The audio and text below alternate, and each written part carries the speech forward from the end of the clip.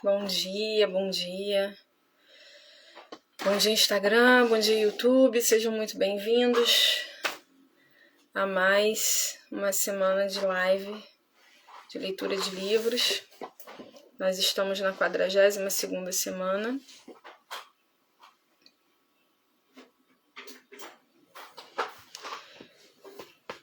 E somos patrocinados pela Papel Colorido RJ.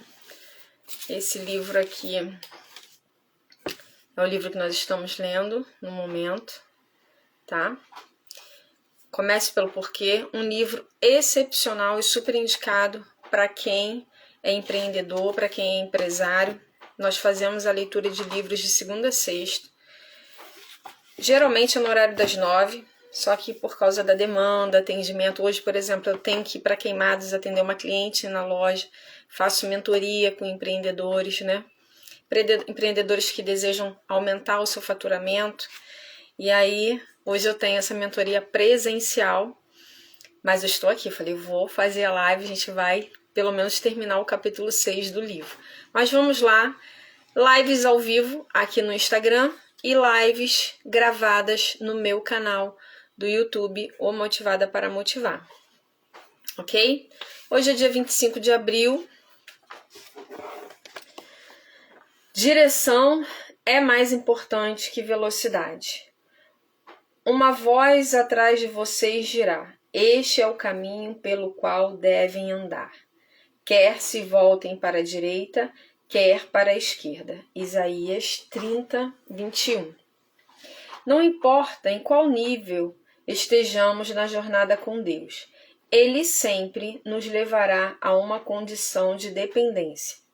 Às vezes, quando pensamos estar totalmente seguras, confortáveis ou no controle das situações, o Senhor muda a estação, deixa nossas folhas caírem e nos abraça com a promessa de uma futura primavera.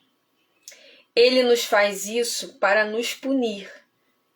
Aliás, ele não faz isso para nos punir, mas porque nos ama e sabe que quando estamos fracas e vulneráveis, é uma ótima oportunidade de segurarmos em sua mão novamente.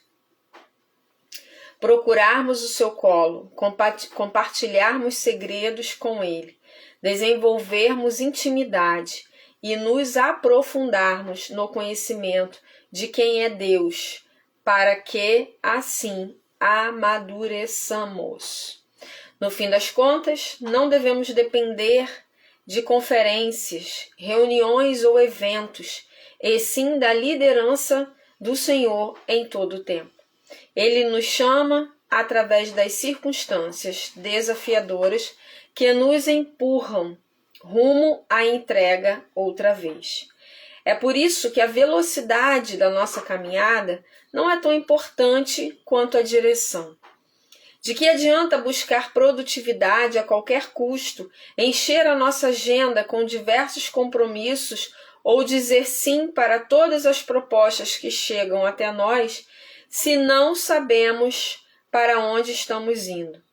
Uma das piores tragédias é estar em alta velocidade na estrada errada.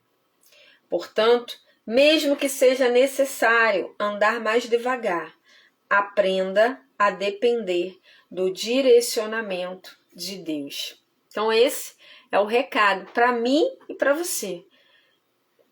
Não adianta estar acelerada, não adianta estar em alta velocidade se você está na direção errada, ok? Então peça a direção para aquele que te criou, para aquele que governa as nossas vidas, para o Senhor.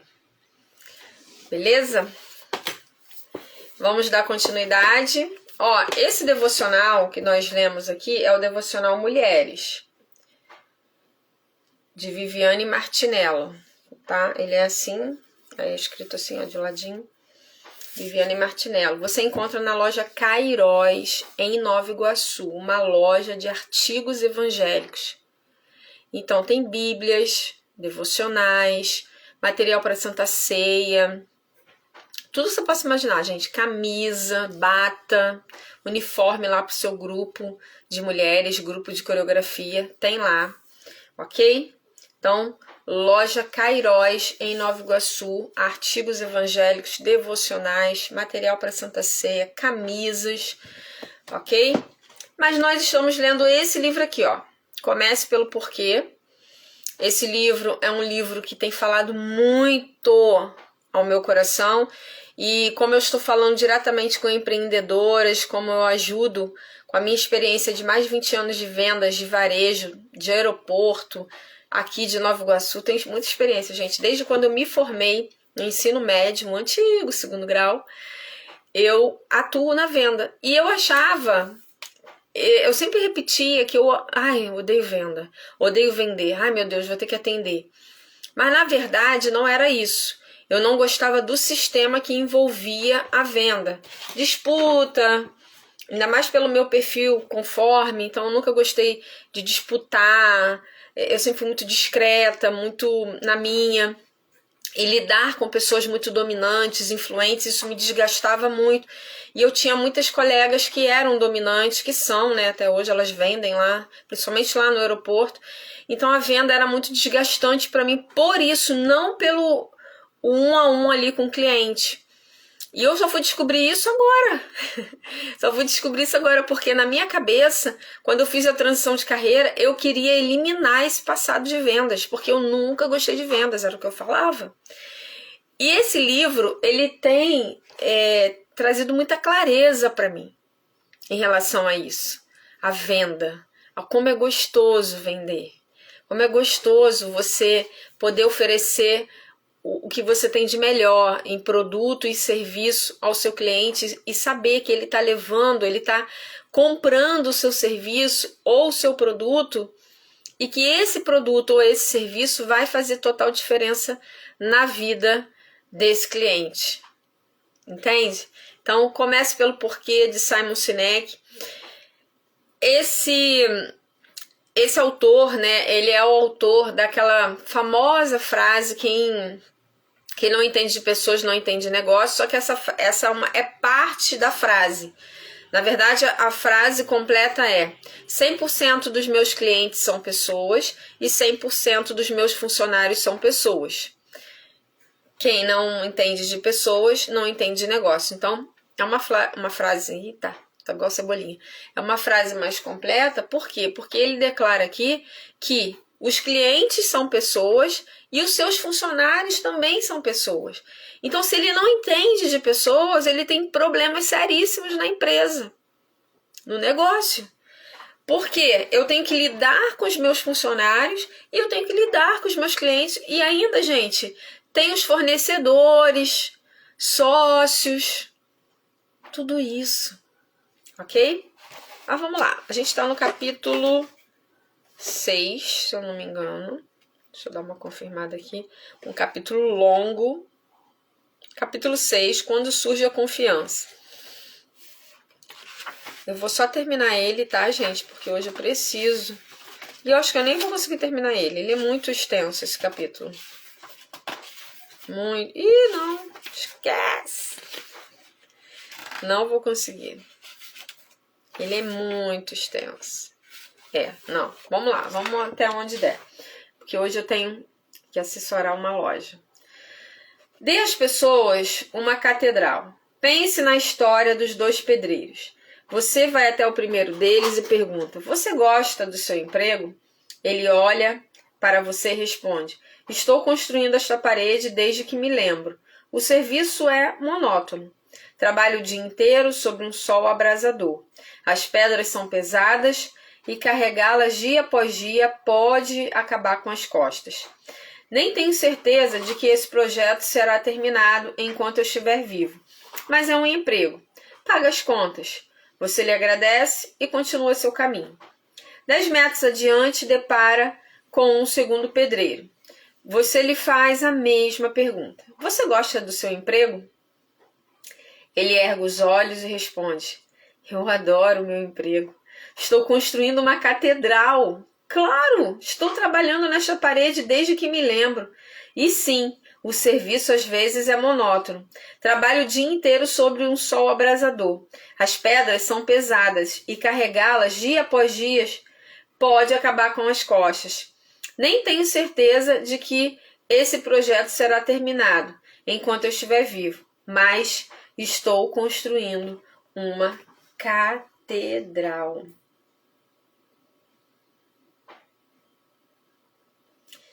Gente, vocês perceberam aqui o que esses dois pedreiros estão fazendo? Bom dia! Pessoas entraram, pessoas saíram e tá tudo bem. O que esses dois pedreiros estão fazendo é exatamente a mesma coisa. A diferença é que um deles tem a noção de um propósito, um senso de pertencimento.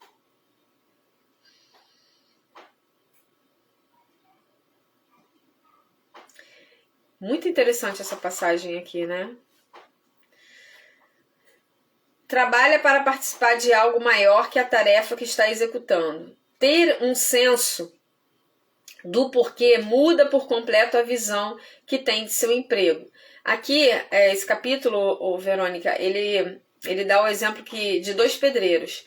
O primeiro, todos os dois recebem a mesma pergunta, né? Você gosta do seu emprego? E um fala, ele olha, né, para você e responde: estou construindo esta parede desde que me lembro, uma parede. E o segundo, aí ele fala todas as dificuldades, que as pedras são pesadas e que ele pode provavelmente ter problemas nas costas, não sabe nem se estará vivo quando terminar aquilo ali, né? Quando aquilo ali terminar, se ele estará vivo. Ele trabalha exposto ao sol, é um sol abrasador, é um trabalho monótono. E o outro, ele responde o seguinte...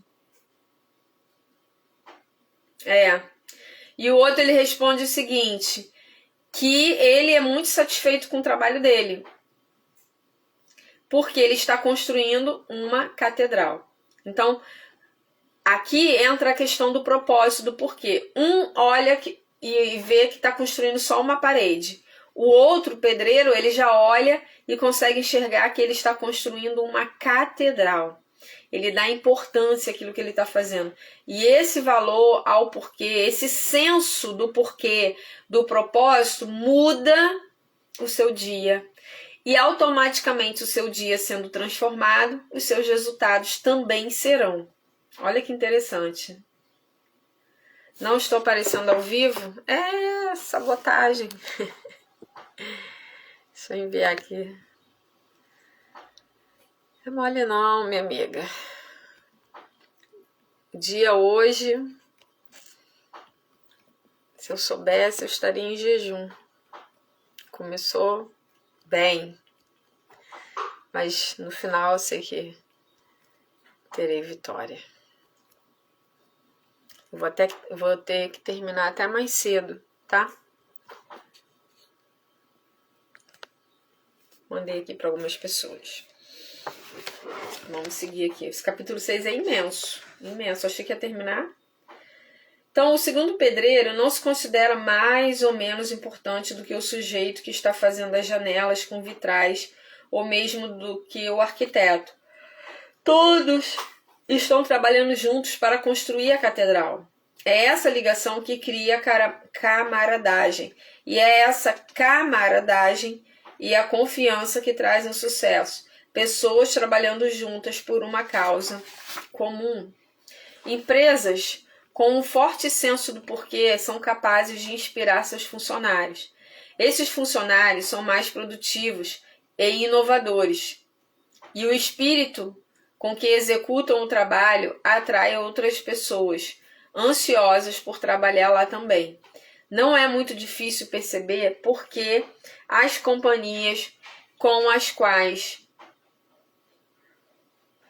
gostamos de fazer negócios são também as melhores empregadoras. Quando os funcionários sabem por que saem de casa para trabalhar, é muito maior a probabilidade de que as pessoas de fora compreendam por que essa empresa é especial. Nessas organizações, da direção até a base, ninguém é mais ou menos valorizado do que qualquer outro. Todos precisam uns dos outros. Quando se está motivado por um porquê, o sucesso simplesmente acontece. Eu tenho seguido um rapaz que eu conheço ele desde 2021 de internet, não o conheço pessoalmente. Ele é de Belo Horizonte. Conheci ele através de uma amiga que eu também não conheço presencialmente, que é coach também. Nós fizemos formação juntas e aí ela foi minha cliente, se tornou minha cliente, né? Eu fui coach dela e fomos estreitando os laços. E eu conheci esse rapaz, ela veio para o Rio de carona com ele, porque ele também é coach, fez a formação, aí eles tiveram que fazer o presencial aqui no Rio, porque em Belo Horizonte não tinha.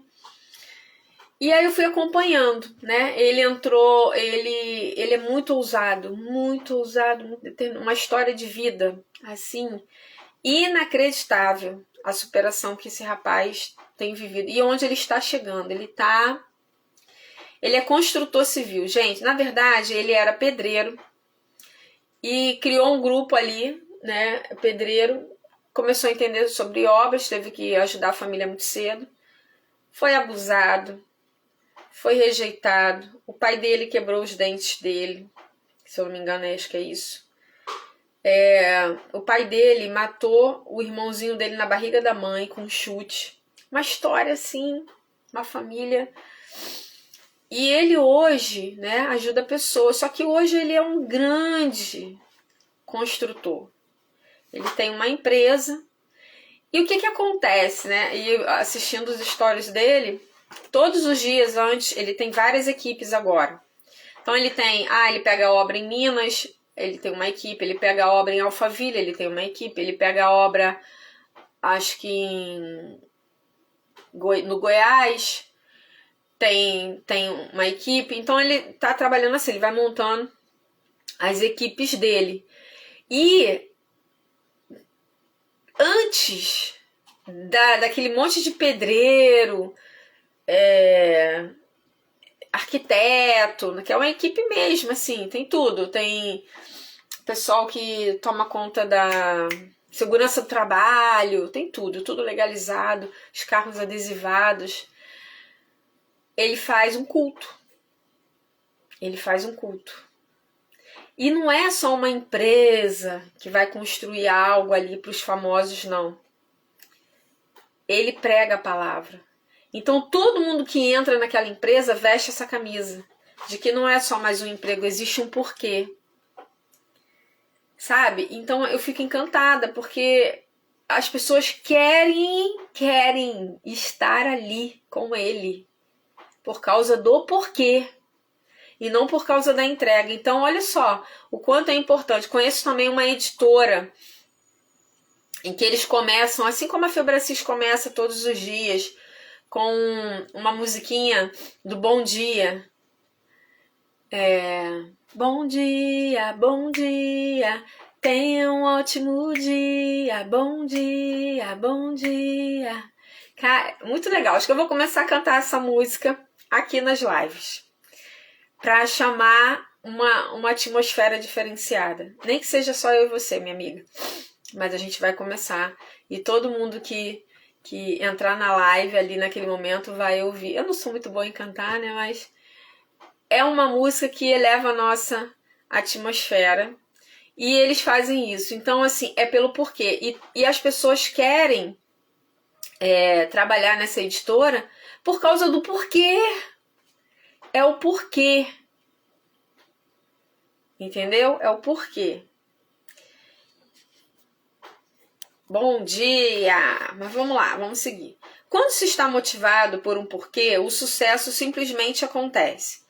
Foi como uma versão do boom das companhias.com na virada do século. A promessa de uma nova e revolucionária tecnologia estava mudando a maneira como as pessoas imaginam o futuro. E havia uma corrida para ver quem seria capaz de fazer primeiro. Era o final do século XIX e a nova tecnologia era o avião.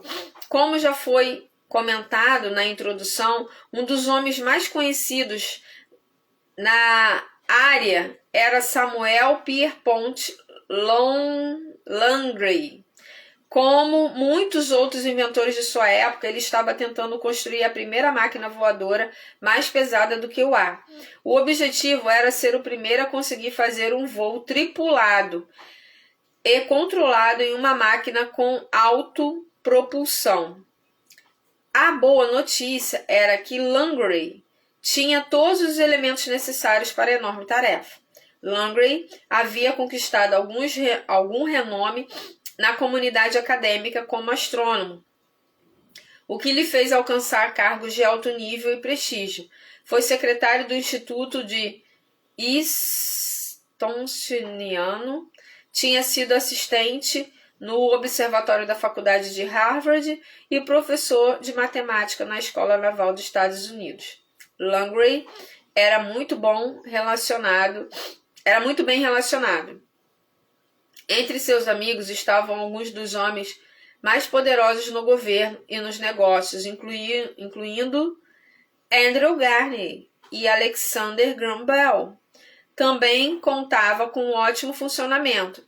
O Departamento de Guerra, precursor do Departamento da Defesa, tinha lhe dado $50 mil para o projeto, o que era muito dinheiro naquela época. Portanto, recursos financeiros não eram um problema.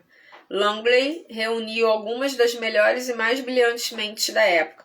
Seu time dos sonhos incluía o piloto de testes Charles Manley, um brilhante engenheiro mecânico formado em Cornell, e Stephen Bowser, desenvolvedor do primeiro carro em Nova York.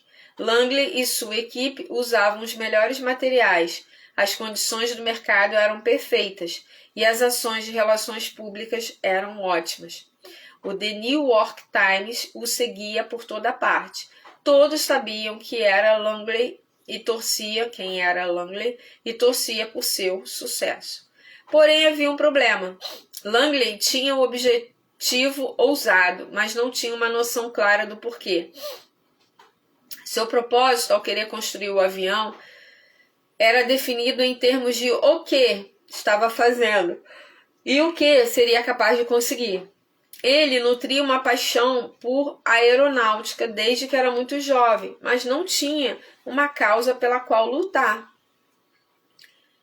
Mais do que qualquer outra coisa, Langley queria ser o primeiro, queria ser rico e queria ser famoso. Essa era a motivação que o impulsionava. Embora já fosse muito respeitado em seu próprio campo, ele ansiava pela fama de um Thomas Edison ou um Alexander Graham Bell, do tipo que só adquire inventando algo muito grande. Langley via no avião seu ingresso para a fama e a fortuna. Era inteligente e estava motivado. Tinha aquilo que ainda supomos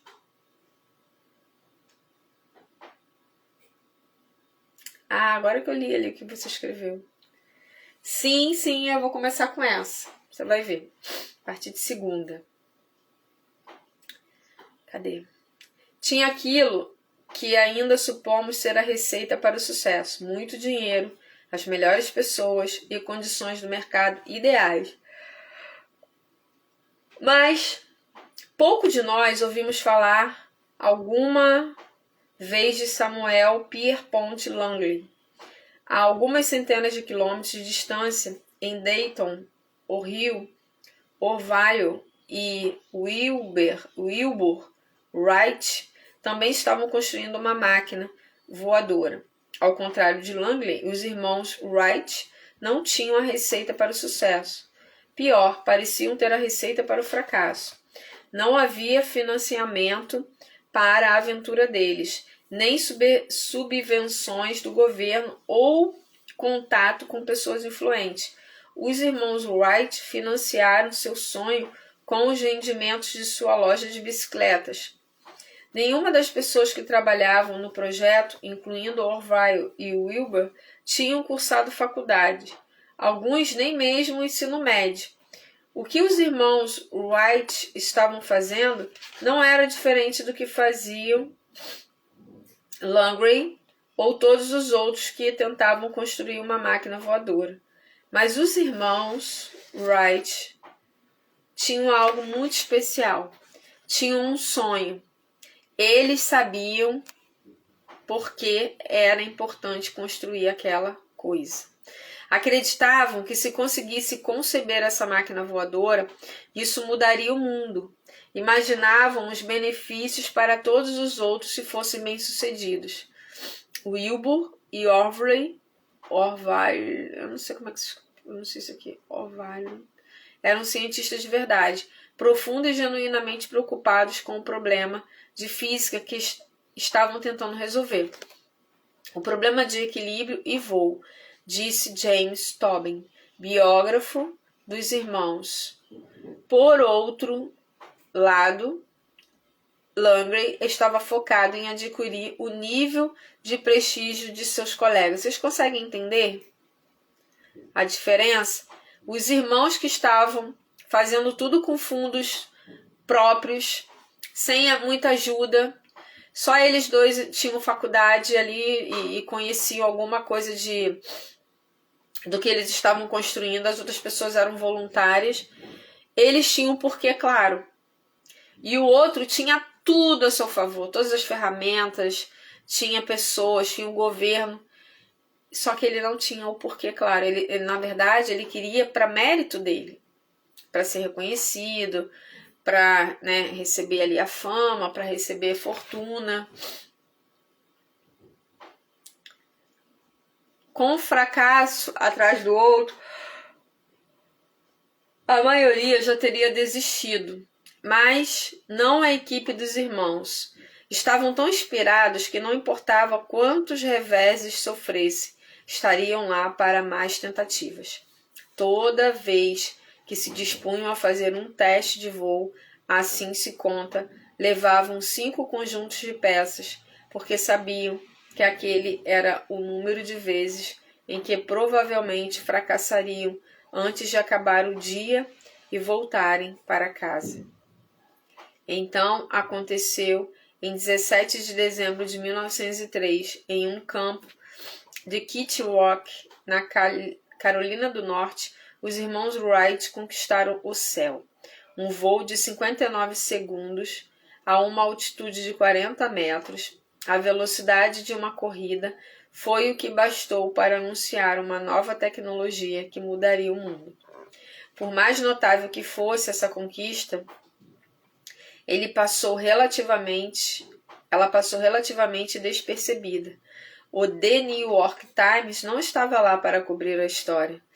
Movidos por algo maior do que a fama e glória, os irmãos Wright não se incomodaram em esperar para contar ao mundo. Compreenderam o verdadeiro significado daquilo. Langley e os irmãos Wright estavam tentando criar exatamente a mesma coisa. Estavam construindo o mesmo produto. Tanto os irmãos quanto Langley estavam muito motivados. Ambos tinham uma sólida ética de trabalho, mentes científicas afiadas. O que os irmãos Wright possuíam e Langley não possuía não era sorte, era inspiração. Um era motivado pela perspectiva de fome e riqueza e os outros por uma crença. Os irmãos incitavam o espírito humano de quem os cercava. Langley pagava por talentos que o ajudassem a ficar rico e famoso. Os irmãos começaram pelo porquê, como mais uma prova de que Langley era motivado pelo quê. Poucos dias após Orville e Wilbur terem voado, Langley desistiu, saiu do negócio. Ele poderia ter dito: é incrível, agora vou aprimorar a tecnologia deles. Mas não foi o que fez. Ele considerou a derrota humilhante. Seu teste de voo tinha ido parar no rio Potomac e todos os jornais o ridicularizaram. Ele se incomodava muito com o que os outros pensavam dele. Tão preocupado estava em ficar famoso. Não fora o primeiro, então simplesmente desistiu. Onde está o seu coração, né? Onde o seu coração está firmado? Ele aqui desistiu porque alguém conseguiu algo antes dele. E nem estava tão aprimorado assim. Ele poderia aprimorar e fazer algo melhor. faltou humildade. Faltou humildade, sobrou orgulho, né? E muitas vezes se a gente não se atentar, a gente entra nessa questão também. Orgulho, inflexibilidade. Ontem, na mentoria na última aula do desafio, né, que eu dei uma mentoria em grupo para quem entrou no desafio, 21 dias, eu falei sobre modelagem. O quanto é importante a gente modelar, escolher pessoas para modelar. Escolher alguém para você olhar assim e se inspirar. Meu Deus, eu quero fazer metade do que a Verônica faz, eu quero ler como a Verônica lê, eu quero cuidar do meu corpo como fulana cuida. A gente precisa de pessoas para modelar em várias áreas da vida. Talvez você não tenha uma única pessoa. Talvez aquela pessoa ela seja boa naquela área, na área espiritual, na área emocional. Nossa, a fulana tem uma inteligência emocional, tem um equilíbrio, fala com uma elegância, tem um comportamento. Aí a outra, nossa, que oração, que domínio da palavra, sabe? Que conhecimento da palavra. Eu quero ser como essa pessoa. O que ela faz? Qual é a rotina dela? Ela lê a Bíblia 1 hora por dia. Então se eu quero ser parecida com ela, se eu quero os resultados parecidos com o dela, não o que ela tem, né, gente? Aí não é inveja, tá? Não é querer o que a pessoa tem, mas é querer os resultados que ela tem. Só que fazendo o que ela faz, né? Porque inveja é o quê? É você querer o que a pessoa tem, mas você não quer viver o processo que ela viveu. E quando a gente modela, a gente escolhe viver também o processo que a pessoa viveu. Qual foi o processo do sucesso para alcançar, para ser tão boa na palavra, para falar tão bem?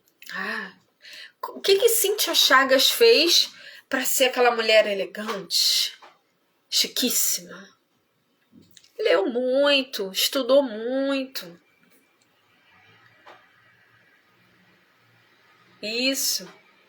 A modelagem é se inspirar na pessoa. Certo? Minha amiga, eu tenho que parar por aqui hoje.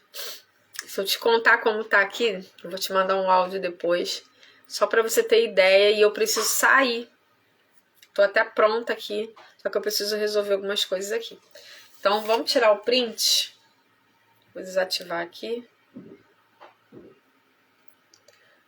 Semana que vem vou ver se eu volto no horário das 9, que eu gostei bastante do horário das 9.